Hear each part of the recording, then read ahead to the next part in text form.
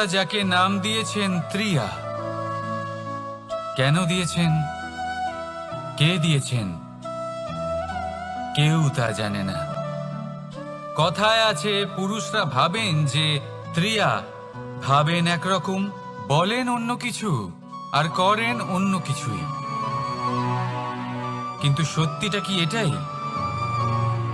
আসল সত্যি হলো এটাই যে ত্রিয়া হলো সেই চরিত্রহীন পুরুষ আর কেউ নয়। সেই পুরুষ যারা নারীকে বলেন যে আপনি হলেন মা, আপনি হলেন দেবী, আপনি হলেন বোন। আর ভাবেন কি? ভাবেন যে এই নারী হলো আমাদের পায়ের ধুলো আর কিচ্ছু নয়। আর কি করেন? ওনাদের মাথায়, ওনাদের খোপায় মালা পরিয়ে দিয়ে ভাবেন যে ওনারা হলেন তাদের পায়ের ধুলোর সমান। একজন নারীর সম্মান ভঙ্গ করেন, তাদের দাসী মনে করেন। ভুলবেন না, যত্র নারীয়াস্ত পূজ্যন্তে রমন্তে তত্র দেবতা।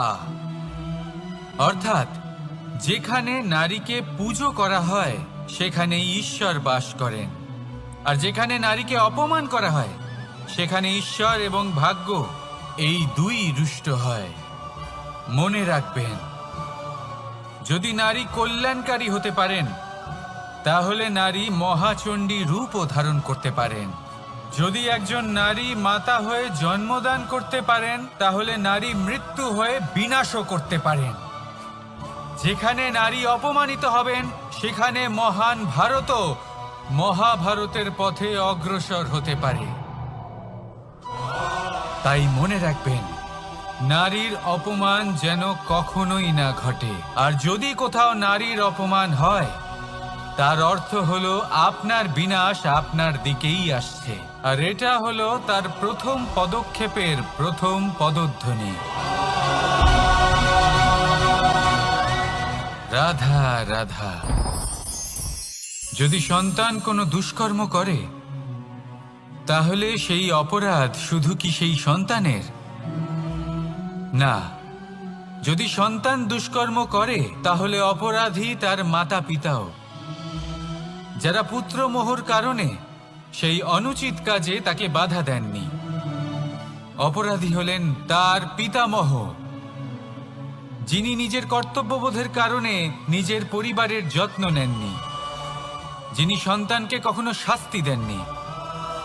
অপরাধী হলেন তার সেই গুরুও, যিনি নিজের শিষ্যের সেই দুষ্কর্ম দেখেও তাকে প্রতিহত করতে পারেননি। একজন হবু রাজার কর্তব্য হলো নিজের প্রজার কাছে সে যেন এক উদাহরণ প্রস্তুত করতে পারে। কিন্তু যদি এত অনুচিত উদাহরণ প্রস্তুত হয়ে থাকে তাহলে মা বাবার, বাড়ির বয়োজ্যেষ্ঠদের কর্তব্য হলো ওনারা যেন সেটা সেখানেই থামায়, হয় ভালোবেসে নয়তো শাস্তি দিয়ে। যদি না থামানো হয় তাহলে মহাভারত অবশ্যম্ভাবী। বিজয়, বিজয় লাভের জন্য মানুষ কি না করে থাকে, যে কোনো সম্ভাব্য প্রচেষ্টা করে। কিন্তু নিজের বিজয় লাভের জন্য বাজিতে যা ইচ্ছে তাই রেখে দেওয়া কি উচিত কাজ? কখনোই নয়। নিজের হারানো সম্মান, নিজের হারানো সম্পত্তি, নিজের হারানো অধিকার ফিরে পাওয়ার শুধু একটাই পথ রয়েছে, আর তা হলো পুরুষার্থ, দ্যুতক্রিয়া নয়। যে মানুষ নিজেই হেরে গেছে, নিজেই নিজের জয়লাভ করার জন্য অন্য কাউকে কিভাবে বাজিতে রাখতে পারে? এ হলো সম্পূর্ণরূপে অনুচিত। অনেক সময় অনেক ধন লাভ করার জন্য, অনেক সম্পত্তি লাভ করার জন্য আমরা নিজের আসল ধন, আমাদের আপনজন, তাদেরকে হারিয়ে ফেলতেও প্রস্তুত হয়ে যাই। এটা একেবারেই উচিত নয়। যত বড়ই সংকট আসুক না কেন, আমাদের আপনজনদের আমাদের সাথেই রাখা উচিত। নিজের বিজয়ের জন্য ওনাদের বাজি রাখা ঠিক নয়। এই ভুল কেউ একজন করেছেন, আপনি তা ভুলেও করবেন না। রাধা রাধা। নারী, জন্মসূত্রে কারোর কন্যা, ধর্মসূত্রে কারোর পত্নী, আর কর্মসূত্রে কারোর মা। আমাদের মনে এই ছবি আঁকা রয়েছে একজন নারীকে নিয়ে, তাই না? একটা অতুলনীয় ভূমিকা রয়েছে নারীদের আমাদের জীবনে, আর নারী ছাড়া আমরা কিছুই নই। কিন্তু অধিকার, সেখানে আমরা একটা ভুল করে বসি। যখন নারী একজন কন্যা থাকে, যখন সে জন্ম নেয়, তখন তার ওপর অধিকার থাকে তার পিতার। আর তারপর যখন বিয়ে হয়ে যায়, তখন তার অস্তিত্বের উপর অধিকার থাকে তার স্বামীর। আর যখন তিনি মা হন, তখন নিজেই তিনি জীবনের সমস্ত অধিকার দিয়ে দেন তার সন্তানকে। কিন্তু আমরা কি কখনো এটা ভেবেছি এই জীবন হলো তার নিজের? যে নারী সবার কল্যাণ করছেন, তার জীবনের অধিকারও তার কাছেই থাকা উচিত, তাই না? তার নিজের জীবনের সিদ্ধান্ত সে নিজেই নিতে পারেন, নিজেই নিজের ভাগ্যের রচয়িতা হতে পারেন। আর এর জন্য আমাদের নিজেদের পাল্টাতে হবে, দৃষ্টিভঙ্গি পাল্টাতে হবে। কারণ এই ধারণা সেটা আজ বা কালকের ব্যাপার নয়, এটা ঘটে চলেছে বহু বছর ধরে, আর চলতেই থাকবে যদি আমরা এটা না বদলাই। আর এটা তখনই সম্ভব হবে যখন আমরা নিজেদের মধ্যে পরিবর্তন আনব। তাই আজকের পর থেকে, এই মুহূর্ত থেকে, কোনো নারীর ওপর অকারণ অধিকার স্থাপনের আগে সহস্রবার ভেবে দেখবেন। কারণ যখন নারী নিজের অধিকার কেড়ে নিতে বাধ্য হবেন, তখন শুধু এবং শুধুমাত্র বিনাশই ঘটবে। রাধা রাধা। অনেক ব্যক্তির মনে একটা প্রশ্ন জাগে আমাকে আর রাধাকে নিয়ে। বলেন যে, না আমি আর রাধা একসাথে থাকি, না আমাদের বিয়ে হয়েছে। আমি এখানে দ্বারকাতে, ও ওখানে বর্ষণাতে, তাও এত ভালোবাসা কি করে? এ কেমন সম্পর্ক? আমি তাদের একটা সহজ কথা বলতে চাই। আপনি কখনো আয়নার দিকে দেখেছেন? নিজের দুই চোখের দিকে তাকিয়ে জিজ্ঞাসা করুন, এই দুই চোখ একসাথে কেন বন্ধ হয়? একসাথে কেন খোলে? একসাথে কেন ঘুমোয়? একসাথে কেন কাঁদে? আজীবন কোনো এক মানুষের সাথে সম্পর্ক রাখা অবশ্যই সম্ভব, তাদের সাথে দেখা না করে। আমার আর রাধার ভালোবাসাও কিছুটা এরকমই, আর কিছুটা এরকমই হয় ভালোবাসা দুই নয়নের মতো, যারা কখনোই মিলিত হবে না, কিন্তু চিরকালের জন্য একসাথে জুড়ে থাকবে। এই অনুভূতি নিঃস্বার্থ হয়, আর এই নিঃস্বার্থ ভালোবাসা আপনাকে আনন্দের পথে অগ্রসর করে। জীবনে সবসময় নিঃস্বার্থভাবে ভালোবাসুন, শুধুমাত্র আনন্দই পাবেন। তাহলে আসুন আমার সাথে নিঃস্বার্থভাবে ভালোবেসে বলুন, রাধা রাধা। মানুষ, কোনো ব্যক্তির নির্মাণ হয় কিভাবে?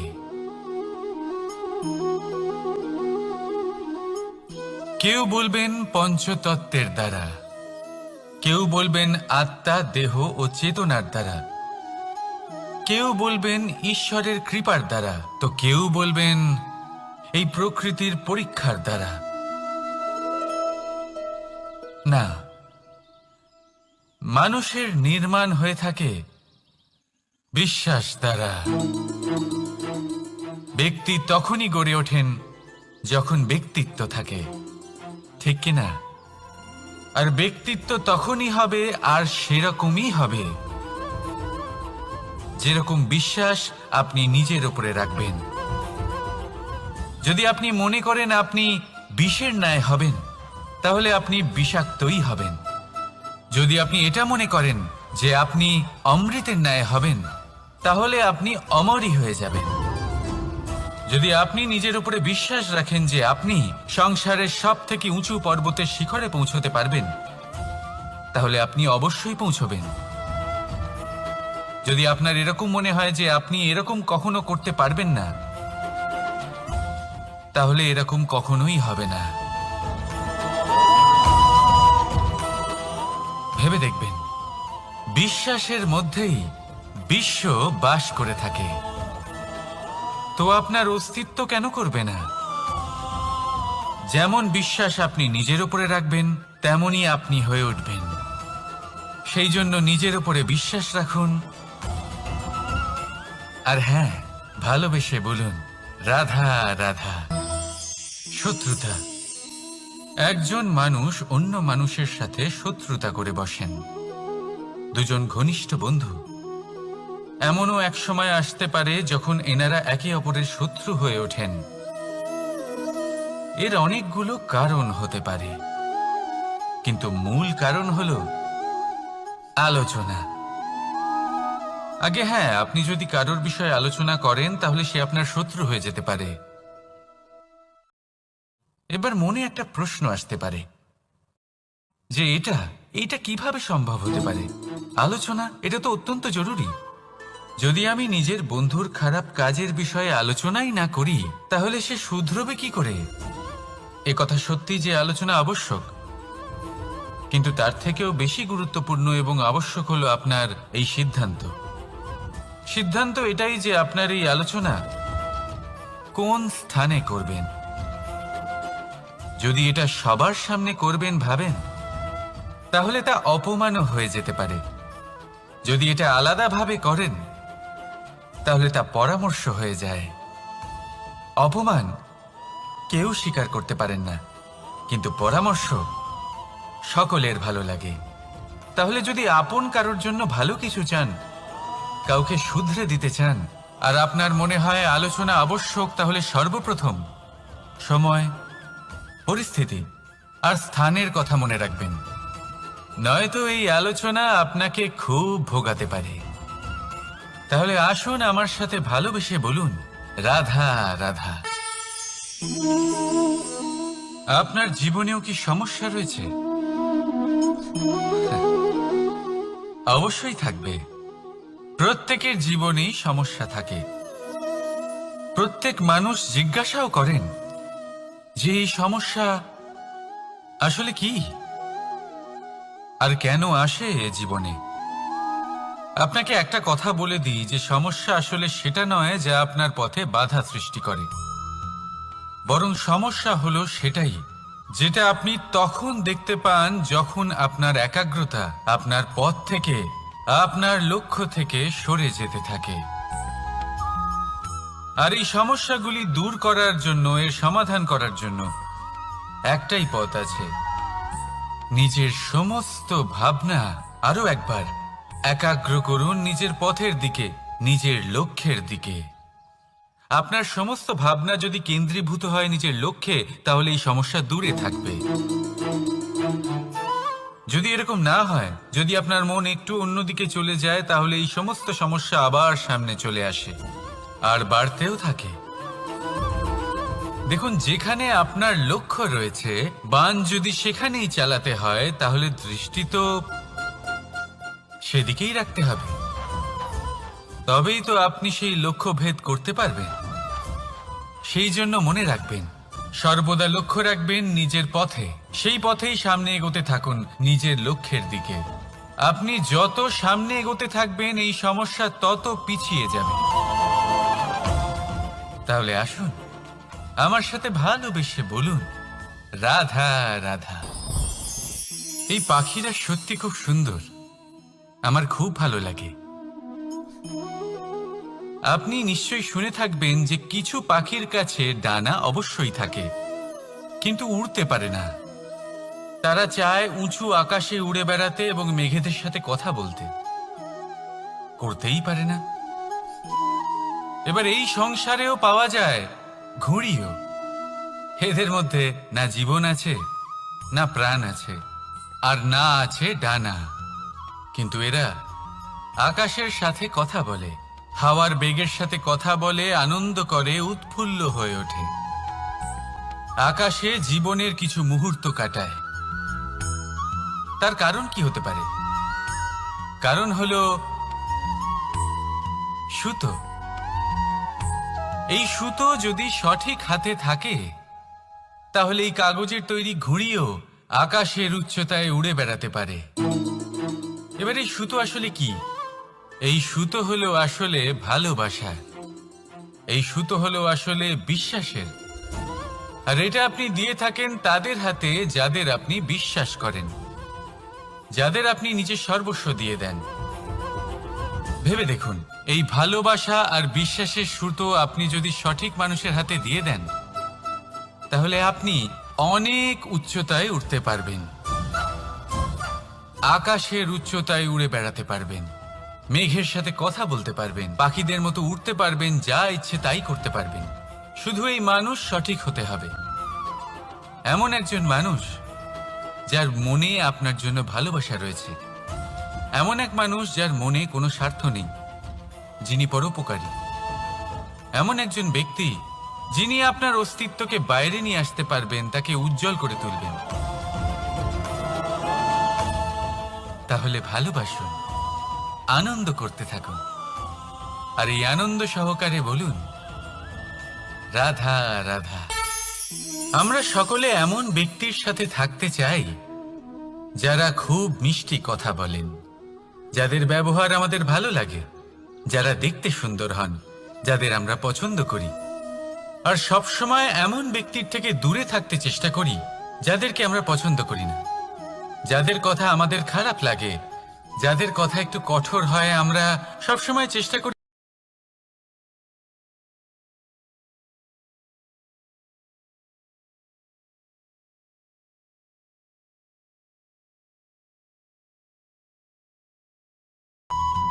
ওষুধও একটু কড়াই হয়, কিন্তু এ কি করে? আমাদের সুস্থ করে তোলে। ঠিক সেইভাবেই ভালোবাসার এই অধ্যায় একটু কঠিন, একটু কড়াও মনে হতে পারে, কিন্তু এর ফল সবসময় আপনাদের স্বাস্থ্যের পক্ষে ভালোই হয়। সেই জন্য যদি কেউ আপনার নিন্দে করে, আপনাকে কড়া কথা শোনায়, আপনার ব্যাপারে আলোচনা করে, তার মানে এটা নয় যে সে আপনার শত্রু। হতে পারে তিনি আপনার বন্ধু হন, আপনার জন্য ভালো চান, আপনাকে শুধরে নিতে চান, আপনার মধ্যে কোনো পরিবর্তন দেখতে চান। সেই জন্য কখনো কারোর কথা শুনে বা কাউকে দেখে প্রাথমিকভাবে এই সিদ্ধান্ত নেবেন না যে তিনি আপনার শত্রু হন নাকি আপনার বন্ধু হন। এমনও শত্রু হয়ে থাকেন যে গুড়ের মতো মিষ্টি মিষ্টি কথা বলে আসলে আপনাকে বিষ পান করিয়ে দেবেন, আর এমনও বন্ধু থাকেন যারা আসলে নিমের মতো কড়া কথা বলেন কিন্তু আপনাকে অমৃত পান করান। এদের মধ্যে পার্থক্য করতে জানতে হবে, কে আসলে শত্রু হন আবার কে আসলে মিত্র হন। এই পার্থক্য যখন আপনি করতে শিখবেন, তখন আপনি এই সংসারের সব থেকে সুখী প্রাণী হয়ে উঠবেন। এই পার্থক্য বোঝা সহজ নয়, কিন্তু অবশ্যই আবশ্যক। রাধা রাধা। অসুখ। এমন কোনো মানুষ আছেন এই সংসারে যার অসুখ করে না? প্রত্যেক মানুষ কখনো না কখনো অবশ্যই অসুস্থ হয়েছে, তার এই শরীর রোগের শিকার অবশ্যই হয়েছে। এবারে দেখুন, এই রোগ আসে আবার এই রোগ চলেও যায়, কিন্তু সেই রোগ আমাদের কষ্ট দিতে কেন সক্ষম হয়? কারণ হলো স্বচ্ছতা। যদি এই স্বচ্ছতা শরীরে না থাকে, তাহলে মানুষকে শারীরিক কষ্ট পেতেই হবে। ঠিক সেইভাবেই অত্যন্ত প্রয়োজনীয় হলো এই স্বচ্ছতা যেন মনেও থাকে। যদি এই স্বচ্ছতা মনে না থাকে, তাহলে মানুষ চারিত্রিকভাবে কষ্ট সহ্য করেন। এবারে নিবারণ কি হতে পারে? বড়ই সহজ এর উপশম। যদি রোগ শরীরে হয়, তাহলে সর্বপ্রথম স্বচ্ছতা বজায় রাখতে শিখুন, এই শরীরকে পরিষ্কার রাখতে শিখুন। বিচক্ষণতার সাথে এই রোগের সম্মুখীন হন, ভয় পাওয়ার কোনো দরকার নেই। ব্যায়াম করতে থাকুন, সব ঠিক হয়ে যাবে। সেইভাবেই যদি এই অসুখ মনে হয়, তাহলে কি করা যায়? সর্বপ্রথম তার আধারের উপরে নজর দিন। আপনার এই আধারই হলো আপনার আহার। যা আপনি আহার করবেন সেরকমই মানুষ হয়ে উঠবেন। সেইভাবেই আপনি যেরকম ভাবেন সেরকমই মানুষ হয়ে উঠবেন। সেই জন্য নিজের ভাবনাকে শুভ করুন, নিজের দৃষ্টিভঙ্গিকে শুভ করে তুলুন, সব কিছু সঠিক হবে। আপনার আমার সবার মধ্যেই এক রাক্ষস বাস করে, তার সম্মুখীন হন, তাকে পরাস্ত করুন। তাহলে এই রোগ সে শরীরেই হোক বা মনের মধ্যে, যদি সঠিক সময় তাকে আটকানো না যায়, তাহলে যে কোনো সময় তা মহামারীর রূপ ধারণ করবে। সেই জন্য সাবধানে থাকুন, সুস্থ থাকুন। তাহলে আসুন আমার সাথে ভালোবেসে বলুন, রাধা রাধা।